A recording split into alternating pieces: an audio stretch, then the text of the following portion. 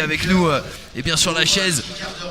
Lévi, votre sensation déjà sur ce combat, moi la première question que je voulais vous poser c'est est-ce que vous êtes satisfait de ce combat de ce soir?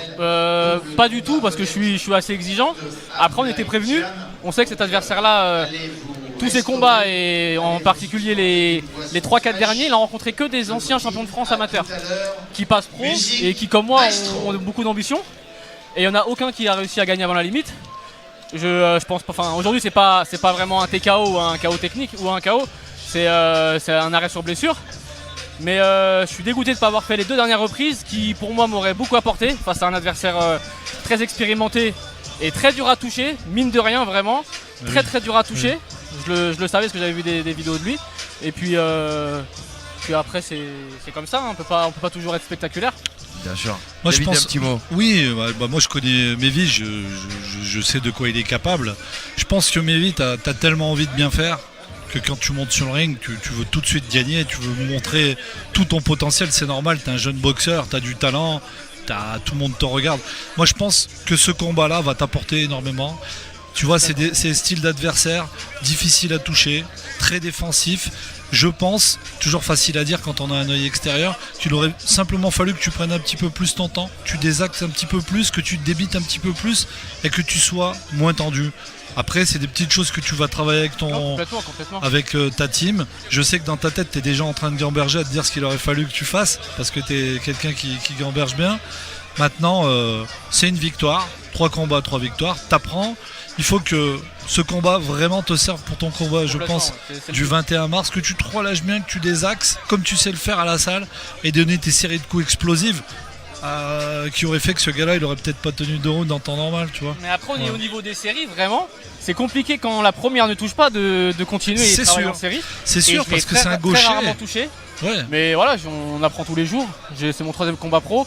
J'ai seulement que 20 combats amateurs dans le passé, donc c'est beaucoup d'expérience. Je suis dégoûté, mais je sais que demain je vais revoir les vidéos et je vais être satisfait. Non, moi je crois que tu dois pas être dégoûté. Tu dois, comme tu l'as dit, analyser ton combat et que tu vas régler les petites choses que tu dois régler. Et au contraire, moi je pense que c'est bien avant le 21 mars que tu aies eu un adversaire entre guillemets chiant avec un style défensif qui t'a apporté. Tu as eu une problématique à régler, ça s'est passé comme ça, ça va t'apporter. Non, c'était le but de toute façon en prenant cet adversaire. Parce qu'il faut le dire aussi, t'es le premier au courant. On avait privilégié un bon adversaire local qui avait 7 combats de défaite. Il a annulé, on en a trouvé un autre, encore annulé la semaine dernière. Et on avait seulement que 8 ou 9 jours, je crois, pour retrouver un adversaire.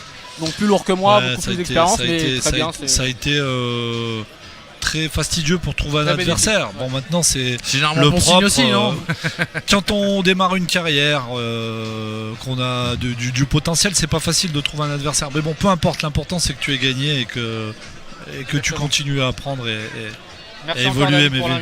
On est content de t'avoir parmi nous, Mévi. Et Mévi, juste une petite dernière question, c'est sur vos prochains défis pour les gens qui vous regardent et qui veulent continuer bien sûr à vous suivre. On sait que vous avez rendez-vous et David et on parlait, je crois que c'est le 21 mars du côté de Fontaine chez vous. C'est ça, ça va être super ça comme événement. C'est très excitant et j'ai hâte d'y être. Par contre, pareil, c'est très compliqué de trouver des adversaires parce que pour ceux qui connaissent la boxe, moi je débute, donc j'ai pas beaucoup de points. Et les bons adversaires qui ont des points n'ont aucun intérêt à boxer contre moi parce qu'ils savent que ça va être compliqué. Je dis pas que je vais gagner, mais en tout cas ils savent que c'est compliqué. Et ils savent que tu as du talent. On en avait trouvé un qui nous est tombé dans les pattes pareil il y a 10 jours.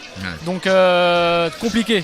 C'est pas grave, il faut pas que tu penses à ça. Toi, il faut que tu te focalises sur ton combat et la petite galère, ça sera qui s'occupe de ça. Ça sera pour les gens. Mon coach. Ça sera la galère pour ton entraîneur et tous ceux qui cherchent pour toi. Et l'objectif en fin de saison, vous l'avez dit clairement, un championnat de France professionnel, soit fin 2020, soit début 2021. C'est ça l'objectif à long terme. C'est le but. Après, on travaille avec Franck Nicotra et bien sûr David et la team Labdouni pour ce projet. On a vraiment ça en tête. Et on va essayer de trouver les combats qui vont m'amener avec des victoires, on l'espère, qui vont m'amener à pouvoir partir sur un championnat de France et le gagner. Bien sûr. Donc, voilà. Merci beaucoup Mévi d'avoir été avec nous. Vous restez dans la boxe, vous repartez plus dans le foot, c'est Non, fini le ça. foot, c'est C'est fini, fini, c'est- c'est c'est une histoire ça. Juste pour C'est faire pas un pour petit foot comme ça entre potes. Hein Ouais, pour s'entretenir. Tu quoi. m'appelleras la Complètement. prochaine fois, je suis pas mauvais dans les cages. Merci Méville, en tout cas, merci beaucoup, c'était super d'être venu Ouais, comme Méville. ça partager tout ça avec nous. Voilà Merci. la petite